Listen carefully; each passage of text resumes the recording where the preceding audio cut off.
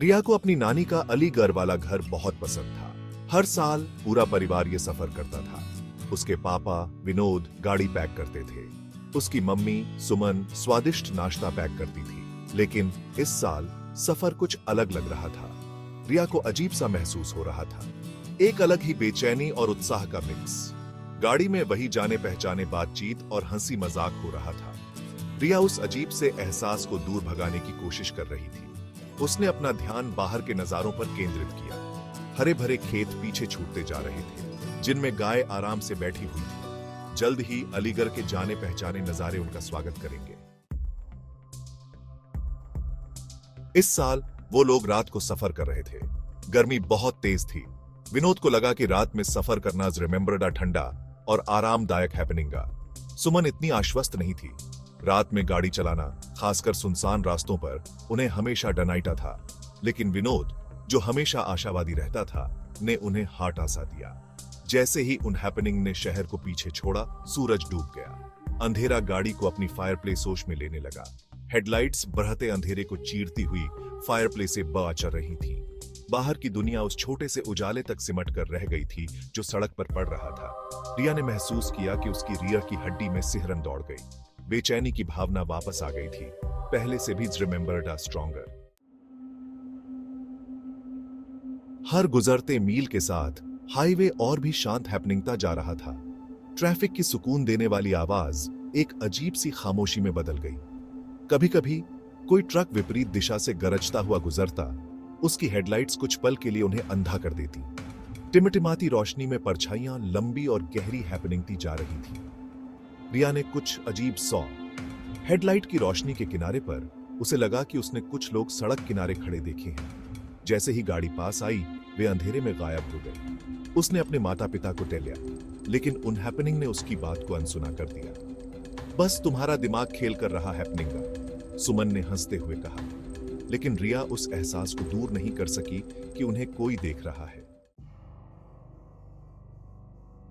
गाड़ी अचानक हिचकोले खाते हुए रुक गई। इंजन बंद हो गया और विनोद मटर्ड। हेडलाइट्स एक बार झिलमिलाई, फिर पूरी तरह से बंद हो गईं और वे पिच अंधेरे में डूब गए।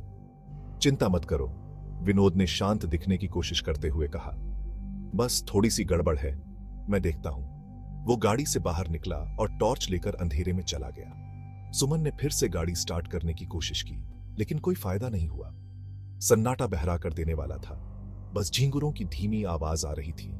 रिया के सीने में डर का एक गांठ बंध गई। वे सुनसान जगह पर अकेले फंस गए थे। अगर गाड़ी स्टार्ट नहीं हुई तो? रिया फुसफुसाई। उसकी आवाज ट्रेम्बलिंग रही थी। सुमन ने उसे कसकर गले लगा लिया। चिंता मत करो डियर, पापा कुछ ना कुछ उपाय कर लेंगे। समय रेंगता हुआ प्रतीत हो रहा था। मिनट घंटों जैसे लग रहे थे। रिया पास के पेड़ों में पत्तों की सरसराहट सुन सकती थी। ऐसा लग रहा था जैसे कोई या कुछ अंधेरे में उनके आसपास घूम रहा है। उसने कल्पना की कि परछाइयों से आंखें उन्हें घूर रही हैं। वो अपनी मां से लिपट गई। उसका दिल इंटेंसी से धड़क रहा था। रात की हवा ठंडी हैपनिंगती जा रही थी। रिया अपनी त्वचा पर रोंगटे खड़े महसूस कर सकती थी। कुछ हवेई पर एक धीमी दर्द भरी चीख ने सन्नाटे को तोड़ दिया। उसकी रीढ़ की हड्डी में सिहरन दौड़ गई। क्या तुमने वो आवाज सुनी? उसने फुसफुसाया। उसकी आवाज मुश्किल से सुनाई दे रही थी। सुमन ने सिर हिलाया। उसका चेहरा पीला पड़ गया था। अंधेरे में भी रिया उसकी आंखों में डर देख सकती थी। अंधेरे से दो लोग उफिल्ड, एक आदमी और एक औरत, उनके चेहरे परछाइयों में छिपे हुए थे। वे धीरे धीरे सावधानी से गाड़ी के पास पहुंचे। रिया की सांस थम गई। वे दोस्त थे या दुश्मन, वो बता नहीं सकती थी। आदमी बोला, उसकी आवाज भारी और कर्कश थी। क्या यहां सब ठीक है? विनोद, जो अभी भी इंजन ठीक करने में लगा हुआ था, चौंक कर ऊपर सौ। उसने सूनी से अपनी परेशानी टली। उस जोड़े ने मदद के लिए फोन करने की पेशकश की, लेकिन उनके फोन में सिग्नल नहीं था। उन हैपनिंग ने सड़क से कुछ मील नीचे एक विलेज तक पैदल जाने का सजेशन दिया। विनोद हेजिटेटेड। उस जोड़े में कुछ ऐसा था जिससे उसे बेचैनी हो रही थी। उनका पहनावा अस्त व्यस्त था। उनकी आंखें अंधेरे में अजीब तरह से चमक रही थीं। तभी जैसे किसी चमत्कार से टेंस भरे सन्नाटे को चीरते हुए विनोद का फोन रेंज। नानी थी, उनकी आवाज। जो आमतौर पर मधुर और सुकून देने वाली हैपनिंग थी, पतली और कमजोर लग रही थी, लगभग घबराई हुई। नानी, विनोद, तुम कहां हो? प्लीज कहो कि तुम लोग बस पहुंचने ही वाले। हैपनिंग। विनोद हैरान रह गया। विनोद, हम अभी भी 2 घंटे दूर हैं ग्रैंडमदर। गाड़ी खराब हो गई है। चिंता मत करो, हम जल्द ही रीच। लेकिन नानी थोड़ी कंफ्यूज्ड लग रही थी। नानी, नहीं विनोद, तुम्हें यहां से जाना हैपनिंग। अभी चले जाओ, यह सुरक्षित नहीं है। अब उनकी आवाज धीमी थी, जिसमें डर और बेचैनी साफ झलक रही थी। इससे पहले कि विनोद कुछ पूछ पाता, लाइन कट गई। वो अपने हाथ में फोन पकड़े खड़ा रहा। उसका दिल इंटेंसी से धड़क रहा था। वो रहस्यमय जोड़ा गायब हो चुका था, हवा में गायब हो गया था। विनोद ने समय बर्बाद नहीं किया। उसने सूनी से अपने परिवार को वापस गाड़ी में बिठाया। उसे समझ नहीं आ रहा था कि क्या हो रहा है, लेकिन वो जानता था कि उन्हें नानी के घर पहुंचना है, और वो भी क्विकली। उसने किसी तरह गाड़ी स्टार्ट की और वे रात में इंटेंसी से भागे। नानी के घर तक का सफर धुंधला सा था। डर ने उनकी यात्रा को गति दी। वे उस जाने पहचाने ग्लोविंगदार रोशनी वाली गली में पहुंच गए, जो नानी के घर जाती थी। उनके ऊपर राहत की लहर दौड़ गई। वे सुरक्षित थे, या उन्हें ऐसा ही लगा था। नानी दरवाजे पर उनका इंतजार कर रही थी। उनके चेहरे पर चिंता की लकीरें थीं। उन हैपनिंग ने उन्हें कसकर गले लगा लिया। उनके चेहरे पर राहत छा गई।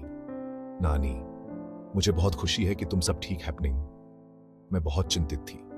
उन हैपनिंग ने उन्हें अंदर बुलाया। उनकी वॉचें घबराहट से उनके पीछे अंधेरी सड़क पर टिकी हुई थी। तभी रिया ने कुछ अजीब सौ। वहां दीवार पर आग की जगह के ऊपर एक फ्रेम की हुई तस्वीर लटकी हुई थी।